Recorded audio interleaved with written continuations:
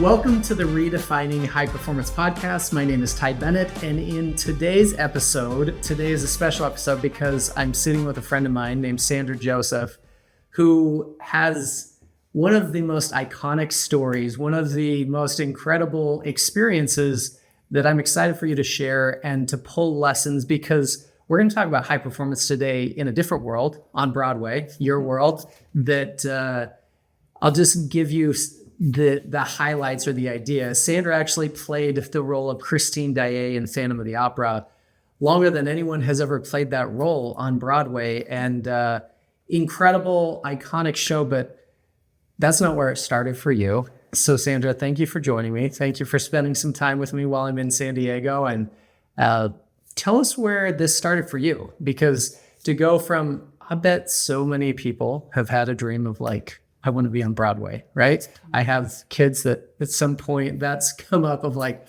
oh, I could pursue this or whatever. But then you actually went through and did it. And I know that it's not I have the dream, let's go make it happen. There's a lot to it. But where did that start for you? Well, thank you, Ty. And I'm so excited to be here with you. Thank you for having me. Ty has been a friend of mine for a long time and someone who really has helped me in my life and career and been a coach and mentor. Thank you. So I'm really We actually met, we were both speaking at the same event. And the cool part, this was just kind of a fun story. I saw that you were doing like the entertainment that evening. Yes. And I was keynoting that morning. And we both knew of each other. And so we strategically stayed extra to go to see each other speak. And I was like, wait, what? You knew of me? How did you know of me? I knew of your story, right? Like when I saw your story, I was like, that's fascinating. That's super fun. And I love Phantom. I remember seeing it in third or fourth grade. Like it just is one of those iconic shows. So I wanted to see it. And then when I went up to introduce myself, you go, wait, I know you. And I was like, oh, yeah. No, you may not remember this, but I bought I think they were DVDs.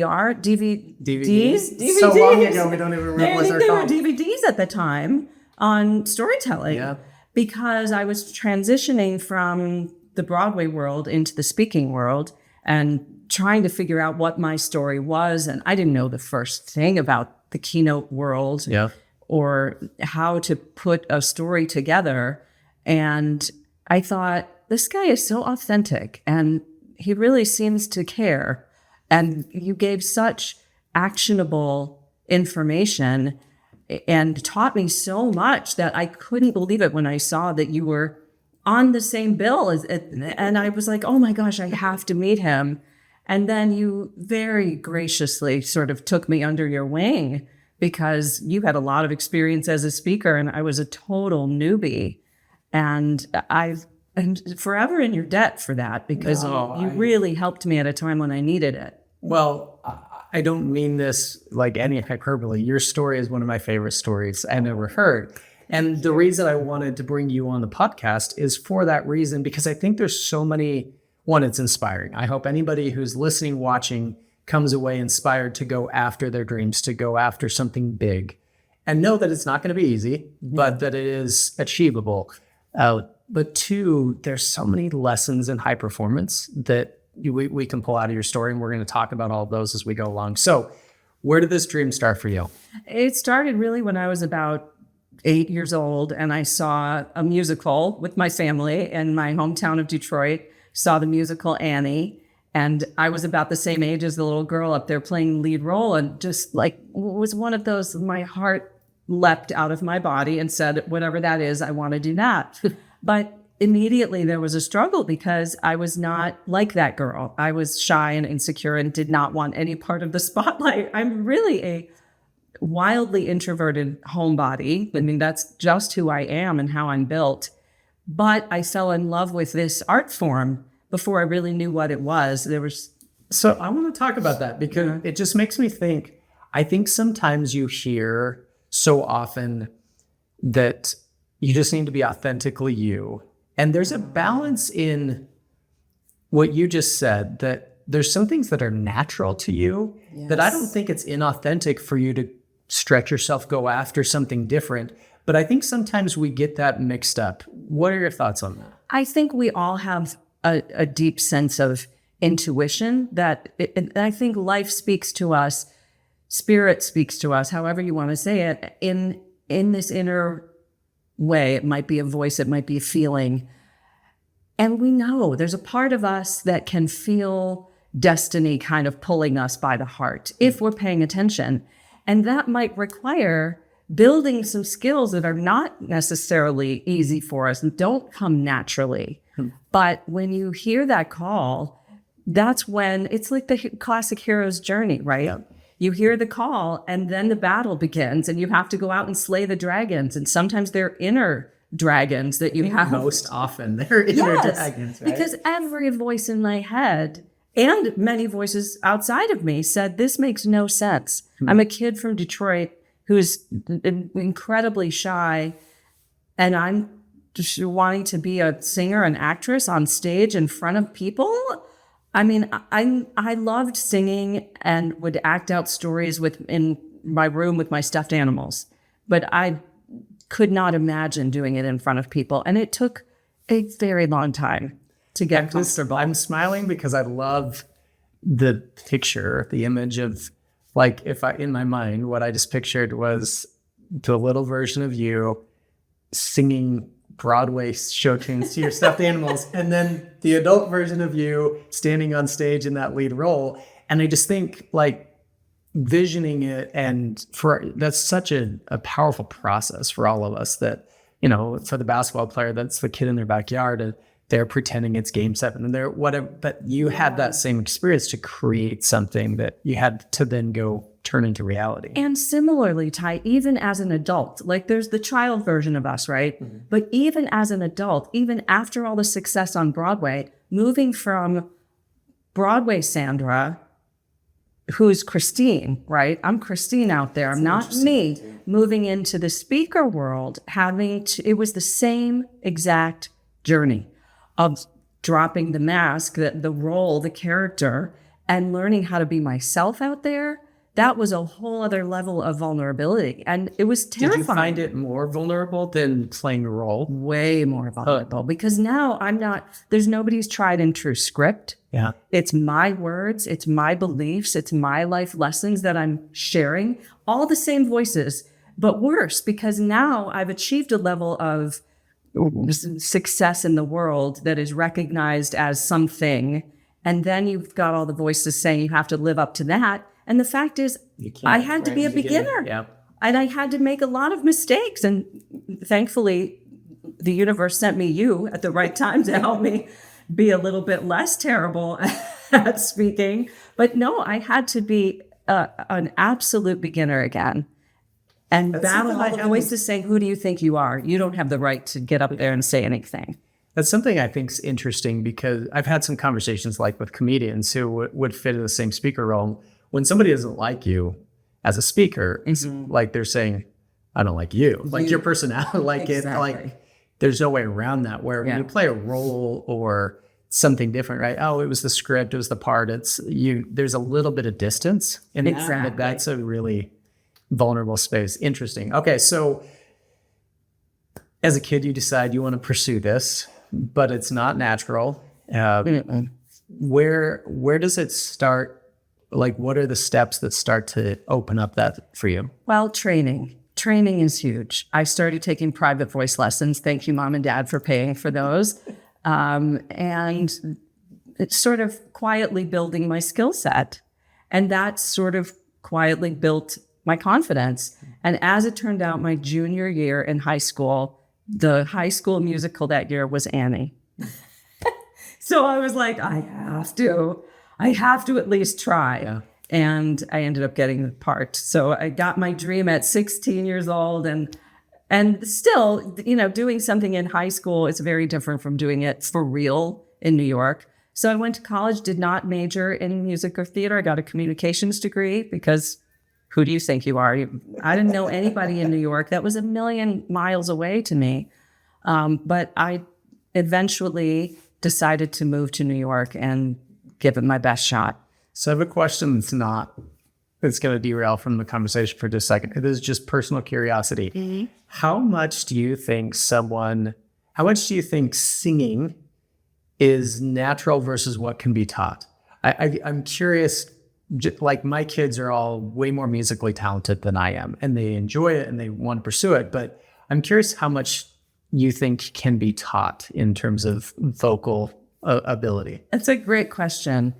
And I don't really know the answer to that. I think there is some level of innate facility for many things, sports, dance, singing, that there's a facility that some people come in with, and then you can train and train and train. But I do think there's some, I was never going to be a professional ballerina. My body doesn't work that way, even if I had trained it from the time I could walk. So I do think there's some natural ability that's in there. And I've actually asked, there are a few very famous voice doctors in New York that look at vocal cords all day, every day, and do surgery on them and all sorts of things.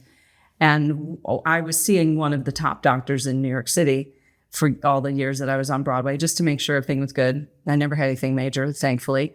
But I asked him, can you see it? And you look at someone's vocal cords and their mechanism in there. Because he would see people like Mariah Carey, for example, and can you see something different about her voice physically than the average person? And he said, not really. There might be some cartilage differences here or there, but there's nothing you can pinpoint. And he said, I'm actually an atheist, but there's something that is mysterious and magical that can't be explained as a physician. So, well, it's interesting. I'm sorry to derail. No, I just was genuinely curious, from that perspective. So, okay, so you finish high school, you finish college, you have a degree in communications, which you're now using as a speaker. Congrats! It came full circle. It did. But where does Broadway come into place? Well, you moved to New York with hopes and dreams, and I had my graduation money in my pocket, and of course, I struggled and failed and starved, as we all do, and ran out of money. Just odd jobs. I answered phones at a social work office for a while. I was doing temp work, temp jobs, a lot of receptionist things. I was in the mailroom at the Bank of Tokyo for a while, trying to sort mail in Japanese, and auditioning, and getting rejected. And I went there with sort of a 5-year plan. I'm going to give it my best shot for 5 years. And if nothing happens, I'll figure out plan B. So at about the 4.5-year mark, when it was looking like this is it, I'm going to have to call it quits soon. And I was really broke at that point. That's when I had the opportunity to audition for Christine and Phantom. And I had been working on it already because I knew that show. Everybody knew that show. And knew you were a fit for that role. Is that? Yes. My teachers, voice teachers, acting coaches had been telling me for quite some time that was a right fit for me. Yeah. So I knew all the music. I had practiced it in voice lessons, and I was ready to nail that audition. All my eggs were in that Phantom basket. And I got out there on the stage of the Majestic Theater underneath the chandelier, with Hal Prince, the late, great, famous director in front of me. And of course, I completely choked. I was so terrified. I'm trembling. My voice is shaky, but I got through it. But it wasn't a star-making audition, and I didn't get the part. But I did get in the show, not the starring role on Broadway. They gave me a small role in the chorus on the national tour. Okay.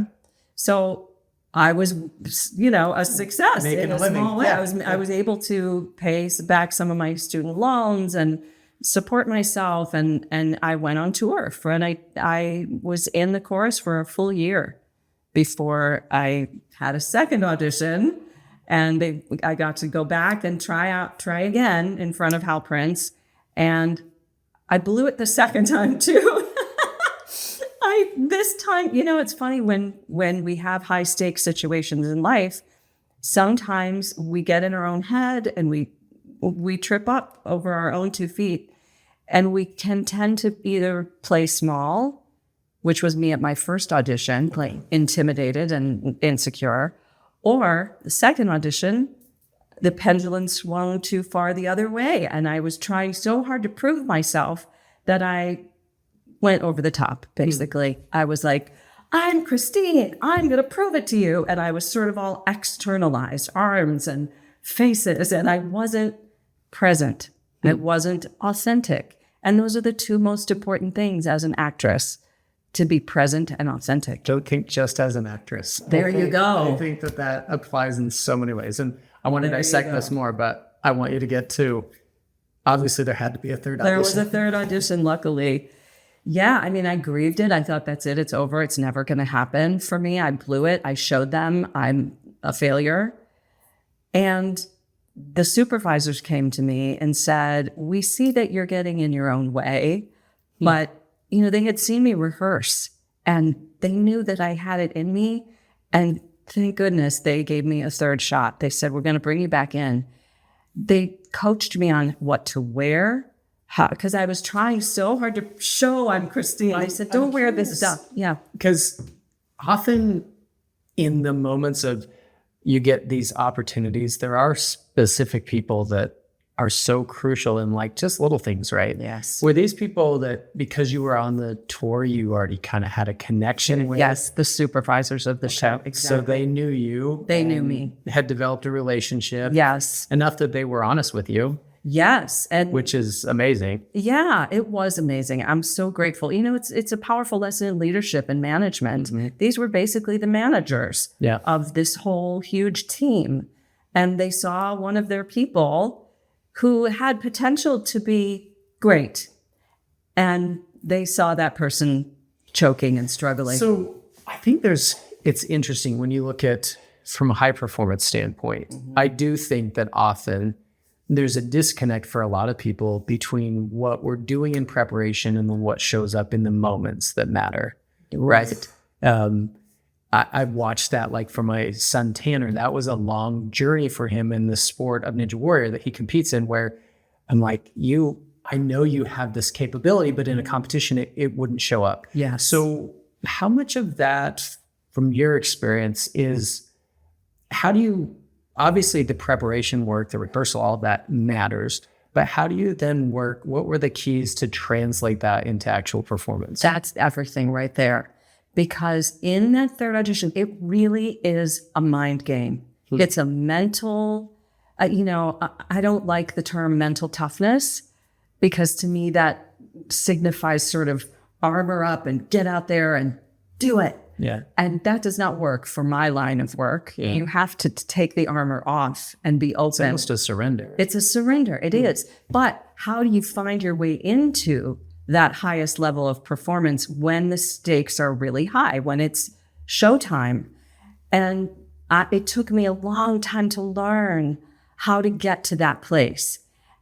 And it's this delicate balance. It's a dance, because you can't just walk in, I'm in a state of surrender, whatever happens, happens. It can't be too far this way or too far, I'm going to nail it. You have to find the sweet spot in the middle where you are ready to give your all, to be completely present and bring everything you've got to it, at the same time that you are in a state of release, surrender, not being attached to the outcome.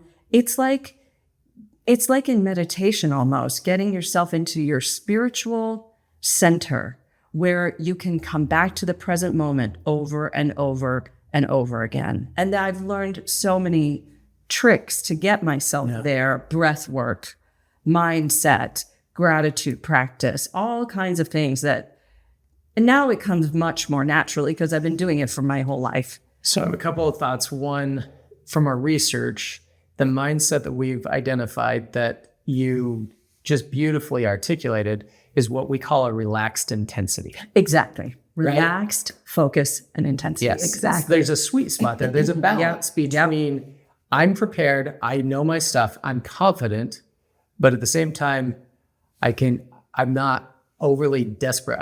There's an urgency without that coming across with bad energy, right? Yes. I love your definition, your explanation for that was great. But also, I love that you pointed out that once you learn that, there's tools and everything to help you, but it does become more natural. It does. Right? Showing up like in an audition becomes easier the more you do it. It's muscle memory, right? And you know the state of mind that you're going to get to. Just like if you were going to go talk to a professional athlete, game 700 is they can get there faster than game 1. Yes, and there's a huge part of it that is you learn how to self-diagnose. Like if I'm really tired or sometimes I need to pump myself up more. And sometimes if my anxiety level is high for whatever reason, I need to learn to calm myself down more. So asking yourself, you learn. There's a beautiful level of self-awareness in that. You must develop that. Yeah. Or there's just no way you can be at your best. You have to know. Sometimes we have to push ourselves harder, and sometimes we have to give ourselves grace. You know that my stepdaughter, Austin, just played Glinda in the national tour of Wicked for an entire year.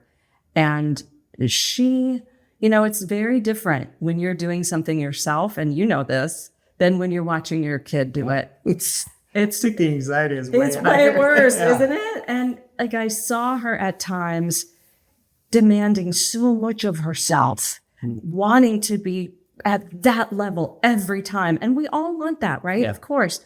But what I wanted for her so much was to give herself some grace. Well, and sometimes it's counterproductive energy, right? And you don't realize that because you're trying to just push through and figure that out. But I like the self-awareness piece of recognizing for you, and that's very individual for all of us. Like, what do I need in this moment? And to understand what those tools are. And it changes. Yeah. It changes from show to show, or from, job interview to job interview. Some days you're in a place where you need to pump yourself up and run around and do some jumping jacks before you get in there and be at your best. And other times you need to just sit quietly and calm your mind. And, it's a daily practice of like, how can I be the best self today?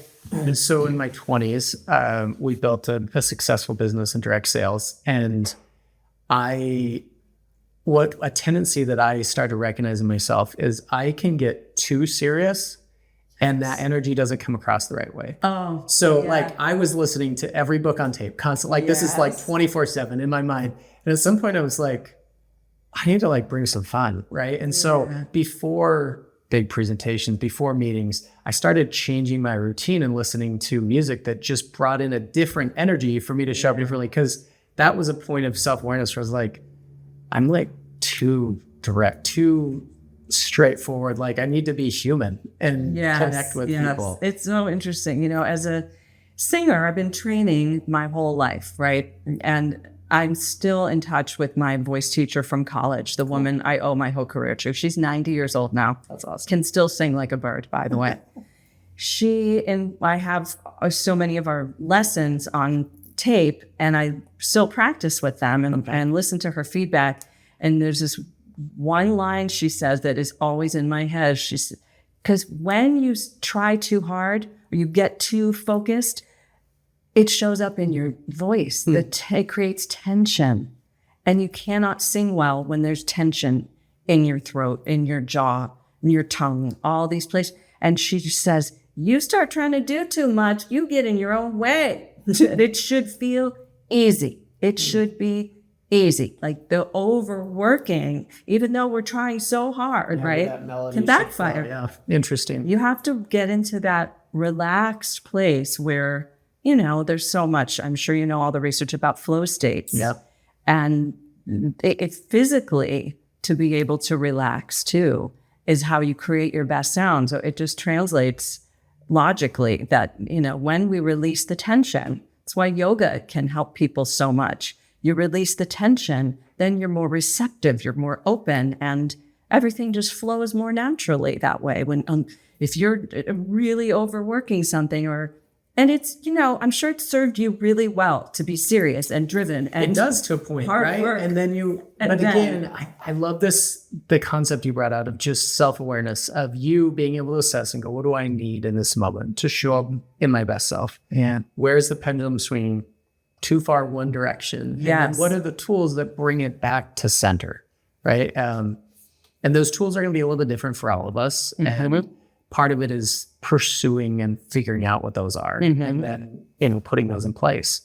Okay, so third audition, you get a third chance, you get some coaching and try and show up differently.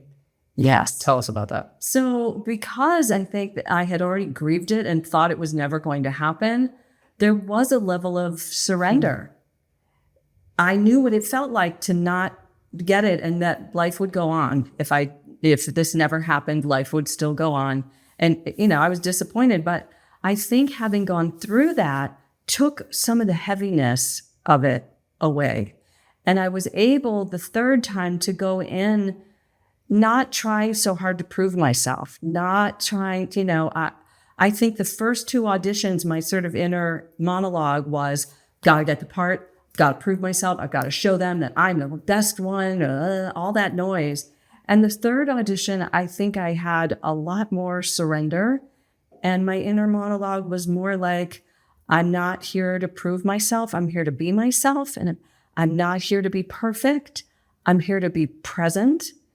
And to really be in this moment. Like, if I never get another chance to stand on a Broadway stage and sing, that's your moment. That's my You're gonna moment. live in it. Yeah. And the first two times I was so they were out of body experiences. I barely remember what happened because I was so like, I put so much pressure on it. This time I said, what would it be like to just be in this moment and bring some joy to it?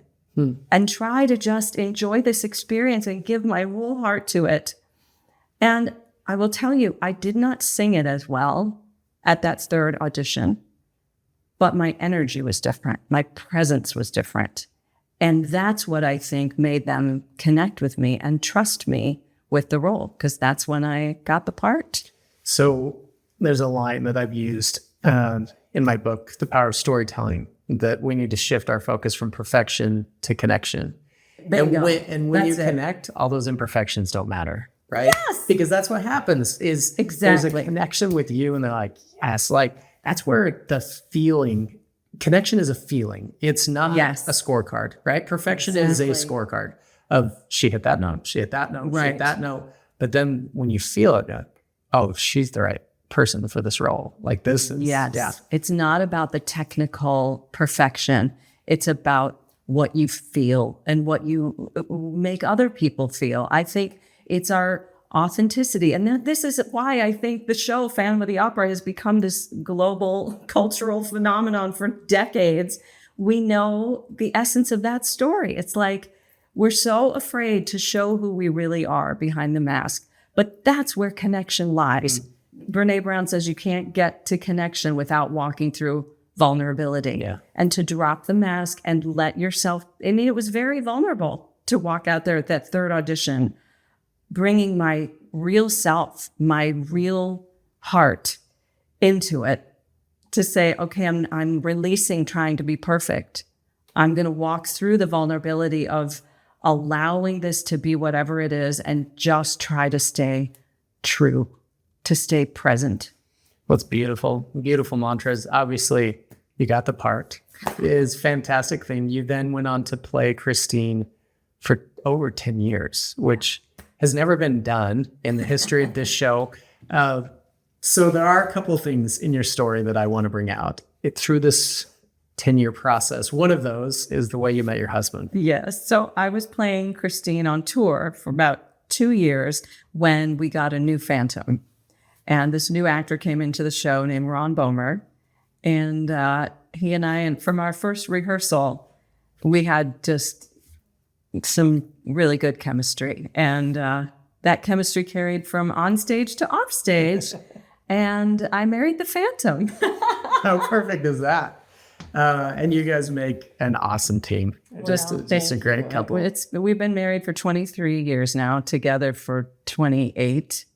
And he moved with me from the Broadway world to the keynote world. And we started being ourselves out there, which has been another really... Well, that's a cool thing. You've had chances to perform together and bring some of that to corporate stages and awesome things. We can get into some of that, but there's another lesson that I think, especially in this conversation around high performance, is probably the biggest reason why I wanted to sit down with you. And I want you to tell us about the perspective box, because I think that there's so much that anybody who's pursuing high performance in any field can learn from that experience. Yeah. So when I was in my latter years of doing the show, even when you have the dream job, it can be challenging at times, right? Yeah. Performing the same show night after night, singing the same songs, playing the same scenes, and trying to keep it at that highest level becomes really difficult over time. And, I'd sung these songs literally thousands of times. And one of my best friends, who's also an actor and a director, he knew that I was having a hard time.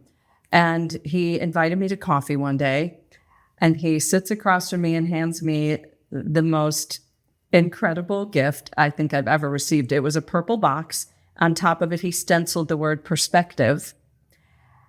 Inside the box were clippings he found on the internet from people all over the world sharing stories of what seeing Phantom meant to them. Memories that they created because of the show, dreams of being a performer, being born by them seeing me the way I saw Annie, right?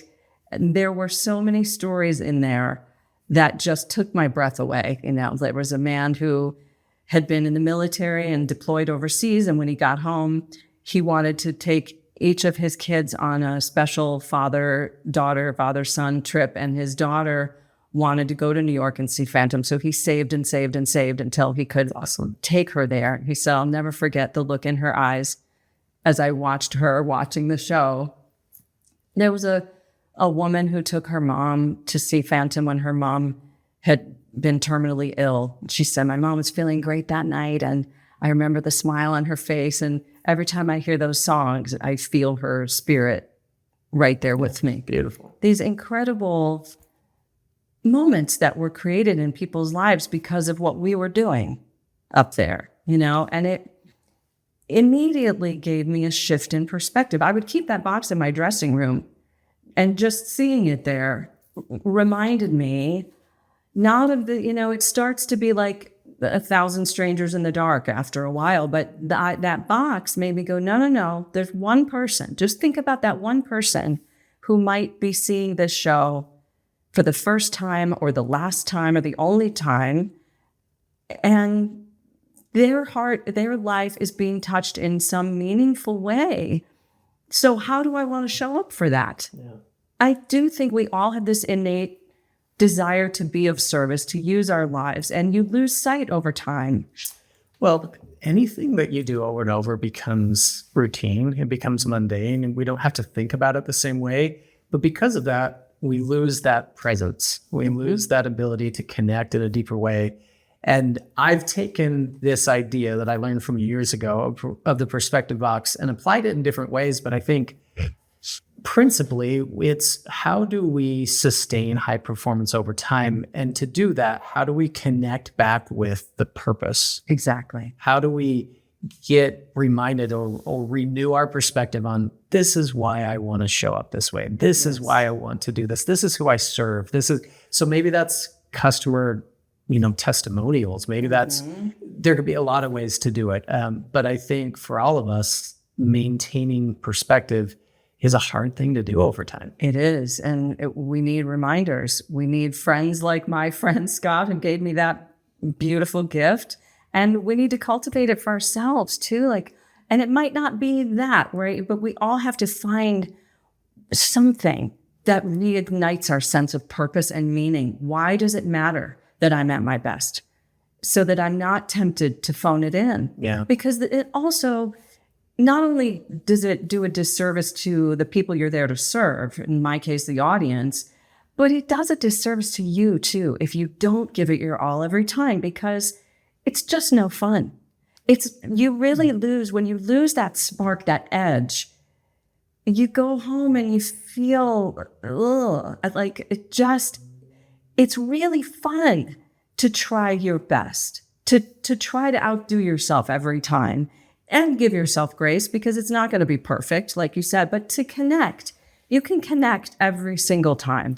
But I love watching you come alive right then when you're talking about that, because, I'll talk to a lot of athletes, and there's a competitiveness that, like, that's what's pushing me, right? And what you're describing, you could kind of describe that way, but I want to deliver my very best. I want to show what I can do. I want to push myself. And there's a drive in it. I've told people often that when people talk about like energy, right? What gives you the most energy? Purpose, I think, gives you the very most energy. I think all the other things are important. Sleep's important. Yeah. The way you eat, like all of those things matter. But when you have a sense of purpose, it's something that you're really pursuing, all of a sudden you come alive as a person and you can go after something really big. And I'm going to take it to another place that might just be my personal language here, but I'm going to call it love. Good. For me, what that perspective box gave me was a connection to my own heart and my own sense of love for people. And thinking about, if that was my family member out there, how do I want to show up for them? Like, I think, and purpose and love might be two sides of the same coin. It's like, what lights you up and makes it matter? And I think we can get into our ego about being the best and the competitive side. I don't relate to that essence of it as much as I do when I think about serving the highest aspiration I have. It really comes down to love, and connection is another word for it. But when you go out and love what you do, love people, love the process, it's the most energizing, most magnetic, most alive thing in the world to connect to that energy. That's beautiful. One thing you just did there that I think is powerful is if you can take what would be stories of strangers and you can personalize it, right? Because you're performing for an audience. Listening, you have people who do all sorts of different things, but you probably serve an audience in some way. And I think if the people you cared about most were in that audience, right? You show up a little bit differently. And so personalizing it and just the way that you think about it, the way that, like if your mom and dad are in the audience, that's going to feel different as a show than the other 7,000 shows you did. Yes. And you're going to bring a different energy to it. And so it is a challenge for those of us who are doing something, probably any of us, where we're trying to perform at a high level day in, day out, doing the same thing over and over again, is how do we make it personal? How do we show up with a different energy for that performance? How do we make sure that we give it everything? And we don't phone it in, because it's easy to do. It is. And sometimes, you've got to fake it till you make it, or use what works. There were times when I would imagine someone out there so that I could get myself into the right state. Like I would sometimes imagine the teacher who was most critical of me, who told me I'd never amount to anything, I'd put him out there and say, I'll show you. Sometimes you need that energy, right? But again, we're going back to this, what do I need? This awareness, what are the tools? Yes. And, you just pulled on like a Michael Jordan playbook where he would create a critic in his mind. Yeah. And oh, really? I didn't know that. Was driven. Yeah. Anyway, whatever works. Whatever works. I think it's fun. So I'm curious. I don't think I've ever asked you this question. What does it mean to you as someone, because if you're going to pursue something like Broadway, right? Odds are stacked against you, but to be able to have gone and played the dream role for such a long period of time, right? What does it mean to you to have made an imprint in that world? Oh, that's lovely. I feel really honored to be a part of that history, to be a part of the legacy of Broadway. And I mean, I still pinch myself over that. Like, wow, Broadway, that's a really cool part of our culture. Yeah. And I got to play on that playground. Wow. And to be a part of the Phantom, it's taught me so much. I think the universe has designs on all of us. And I think that it's not an accident that was the show. Could have been any show, right? But Phantom of the Opera taught me so much about what it is to wear a mask. It made me look at the masks that I was wearing. And I fell in love with the guy who literally wore the mask and learned so much about authenticity, about connection, about presence, because I got to be a part of that particular show. And, I don't look back on it and think, ooh, I made such an imprint on the show. I'm one of yes, I did it the longest on Broadway, but I'm one of a dozen or more girls who've played Christine. For me, I think what I take away from it the most is just such gratitude that I got to be in that particular production because of all the metaphors that it gave me that I use to this day in my life. Yeah. Well, and I love seeing that message that you've taken. I've watched you deliver it to corporate audiences, to nonprofits, and share both in your story and the metaphors, lessons that I think we can all use in our lives. And that's why I wanted to have this conversation. And it's fun that we could sit down and do that, share your story with this audience.